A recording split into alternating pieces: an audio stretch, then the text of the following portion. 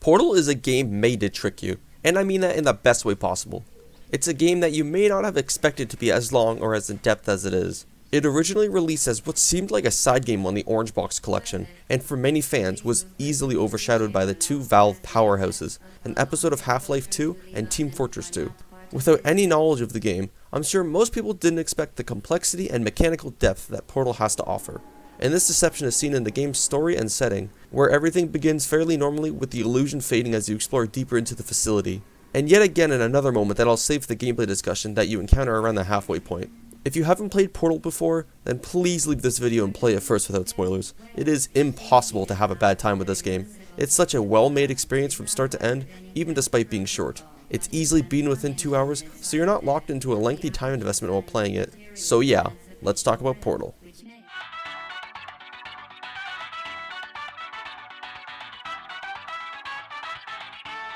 This presentation section will be quick because I basically have nothing to say.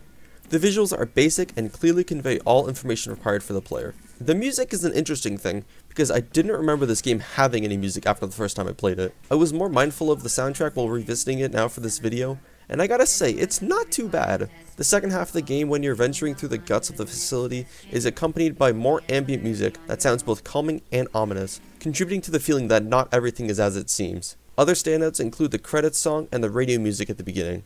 You wake up in a glass cell with no idea what's going on. After taking in the banger radio music, you're allowed out of the chamber where you're led through a series of tests by the Aperture Science Facility AI, GLaDOS. Throughout the tests, you can catch glimpses of hidden rooms with ominous messages, including the iconic "the cake is a lie" quote, alluding to how everything isn't as it seems. This comes to a head when you reach the final test that just throws you into an incinerator and kills you. However, our protagonist has better things to do, so you escape the death chamber by portaling away and sneaking through the innards of the facility away from GLaDOS' influence. The story concludes with our main character finding the location of GLaDOS in the facility and blowing that bitch up. The final cutscene shows the destruction of the facility with your character phasing in and out of consciousness while being pulled away, never to be seen again. At least until 2011. Also, it turns out the cake was real. Who would have thought? There is extra lore to expand the world and further explain GLaDOS' malicious intentions and what the employees at Aperture Science were working on, but you can read that all in a wiki article. I want to talk about how the game actually plays. Portal is a deceivingly simple puzzle game with one goal: progress from point A to B by completing the test chamber via whatever means necessary. Many of the early tests involve stepping on switches, moving around boxes, opening doors, and avoiding obstacles. It's nothing too substantial to begin, but intrigue and potential increase exponentially once you acquire the portal gun. First you have one color to fire, creating one end of a portal while the other is supplied by different machines around the puzzle space. Many of these first challenges are timing tests, such as shooting a portal in a certain location at a specific time to allow a ball of energy to reach its target. This energy ball is actually used quite a few times, but it's most creatively seen in the future where you're juggling a ball between portals and taking it a long distance from its point of origin. Later you're given a second portal color, and oh boy, now we've got a video game. No longer are you waiting for a portal to be placed in the right spot for you, you're the one creating these paths.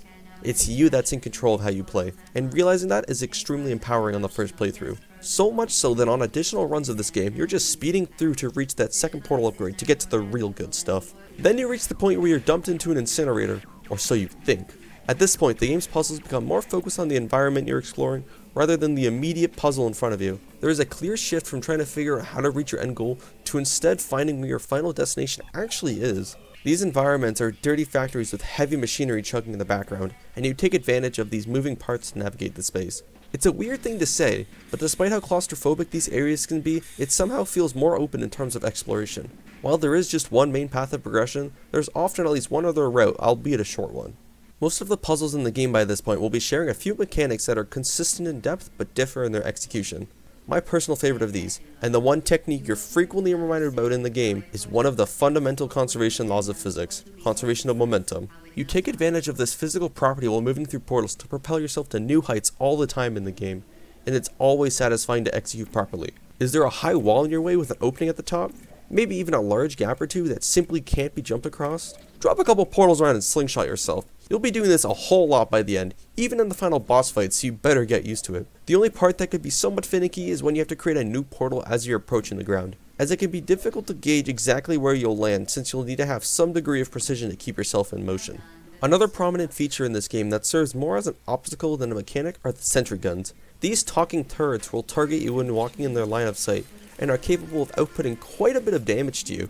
They're first introduced in a very simple room where they can be easily disabled, but are later put into high vantage points or suspended on a platform that you can't normally reach to throw a wrench in your puzzling abilities. There is an entire room towards the end of the game that has several small alcoves carved out of walls that are full of sentry turrets, and it's a very creative holy shit moment. Despite this, these little shits are very easy to take out, as all that's required is just knocking them over. This is most simply done by dropping a portal at their base and another literally anywhere else so they just fall over and eventually topple on their sides. Alternatively, you can use a box in the room to advance towards them while blocking their gunfire, then just walk into them and push them over. It's really goofy, but it honestly fits the game perfectly. They never feel annoying to deal with, and always complement the rooms they're placed in.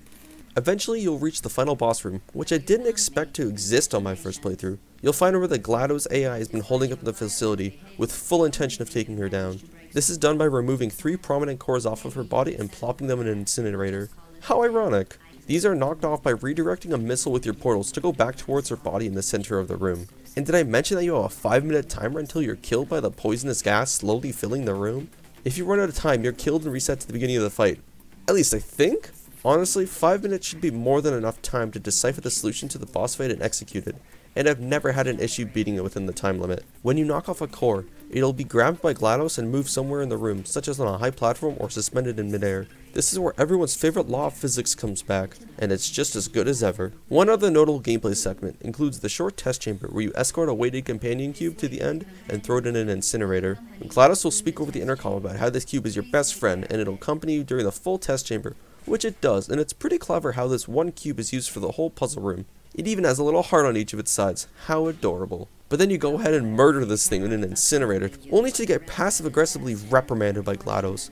Well, of course I'm gonna drop this cube in fast. I have a robot bitch to murder.